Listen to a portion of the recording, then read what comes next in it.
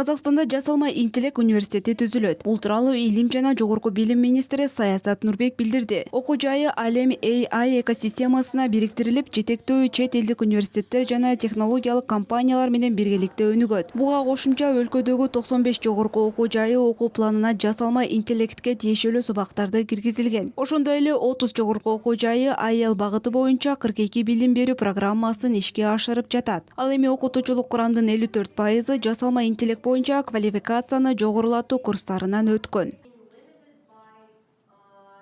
Негизги максат профессордук окутуучулук курамды жасалма интеллект боюнча квалификацияны жогорулатуу программа менен 100% камтуу жана 100 000 студентти тартуу менен экинчи этапта IL Sana программасынын экинчи этабын бүтүрүшүбүз керек. Быйыл 3-4 этапка дароо кошулуп, Астана Хаб экосистемасына кеминде 1,5 миң долбоор иштеп чыгып беришибиз керек.